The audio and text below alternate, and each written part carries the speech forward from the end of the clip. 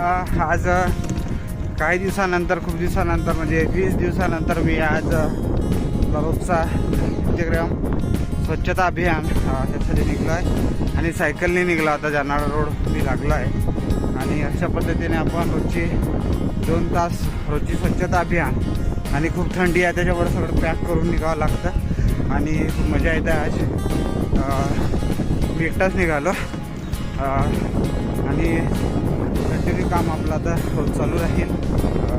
निवडणुका होत्या त्याच्यामुळे थोडा त्याच्यात व्यस्तता होती, पण आता कंटिन्यू आपलं काम स्वच्छता अभियानाचं चालू राहील आणि मोठ्या प्रमाणात कचरा साचलेला आहे इकडे आणि ते उचलण्याचं काम आपण आता करणार आहोत.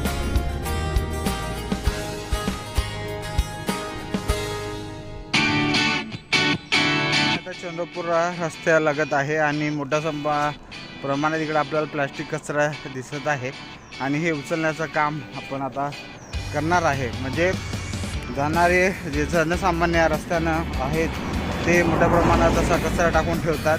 एक तर पर्यावरणाला नुकसान आहे, आपला रस्ता स्वच्छता दिसतो आणि प्राण्यांना पण त्याचं नुकसान होताना दिसते.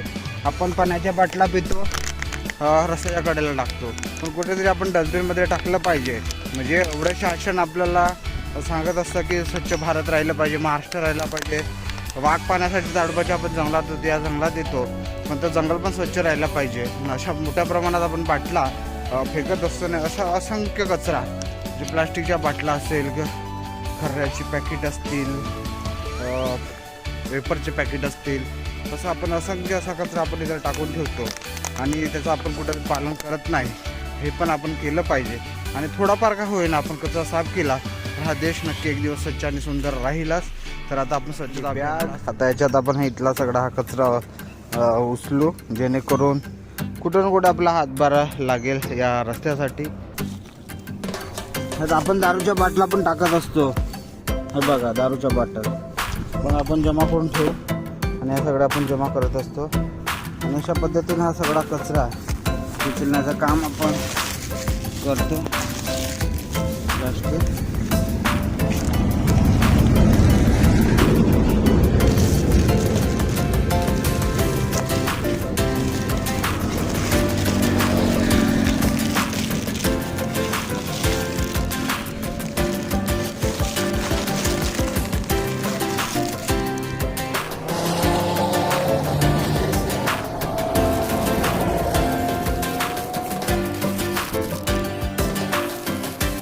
रस्त्याने असताना एवढा मोठा आपण आज कचरा जमा केला हवाला प्लास्टिकचा आणि असा असंख्य कचरा या रस्त्याने आहे. काही होत नाही, फक्त कचरा डस्टबिनमध्ये टाका, जेणेकरून हा मागचा रस्ता स्वच्छ आणि सुंदर राहील. कारण की इथून प्राण्यांचा वावर आहे, आपण इथून जाता पर्यावरणाला कुठंतरी असं नुकसान होते आणि प्लास्टिक लवकर विघटन होत नाही.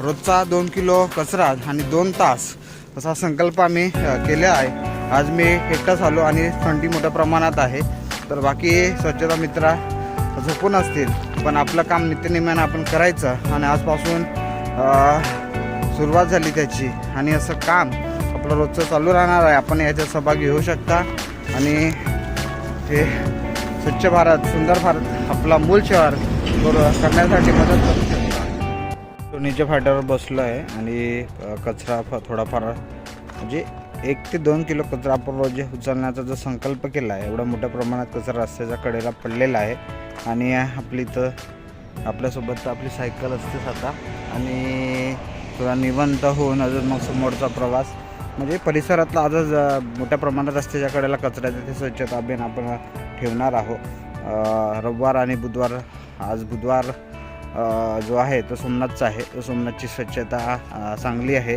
आता भरपूरसा कचरा तिथे जो राहत होता तो आता नाही, कुठेतरी वन विभागानं पण लक्ष देण्याचं काम सुरू केलेलं आहे आणि बाकी त्या जंगल सफाई असेल, आपली चमचामुंड स्वच्छता अभियान चालू आहेच आता पण. आणि आपण रोज येऊ शकता. आता थंडीच्या दिवसात एक तर व्यायाम पण होतो आणि सायकलिंग पण होते, पण आपल्या स्वतःच्या सायकलने यावं लागेल तुम्हाला, कारण की आमच्याकडे ज्या सायकल आहेत त्या मोजक्या सायकली आहेत आणि आपण पण याच्यात सहभागी होऊ शकता. आणि सभासद नोंदणी अभियान सुरू आहे, तर आपण त्याच्यात पण नोंदणी करू शकता आणि स्वच्छता अभियानात सहभागी होऊ शकता. आपला 2 तास स्वच्छता अभियान करून आता मी परत चाललो आहे. आणि ही जे सायकल आहे सगळा सेटअप आहे माननीय आमचे लाडके आमदार सुधीरभाऊ मुनगंटीवारांनी दिलेला आहे. आणि त्यांच्यामुळे थोडा एक पाऊल पुढं जात आहे. आणि कुठेतरी एक आशा होती की हे सगळं भेटलं पाहिजे. म्हणजे भाऊनी एका शब्दावर दिला. भाऊंचे मनापासून आभार. भाऊ आता आमदार झाले अजून त्यांचे हार्दिक अभिनंदन. आणि लवकरच महाराष्ट्राचे मुख्यमंत्री होतील अशी आशा करतो.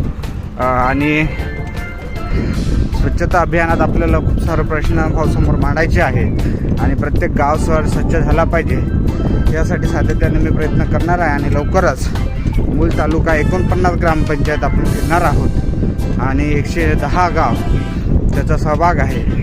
शाळा असेल, ग्रामपंचायत आहेच. आणि तिथे आपण भेट देणार आहोत. आणि लवकरच आपण या सायकल स्वच्छता अभियानाला सुरुवात करणार आहोत. आणि गावागावात स्वच्छतेचा संदेश देण्याचं काम आपण करणार आहोत.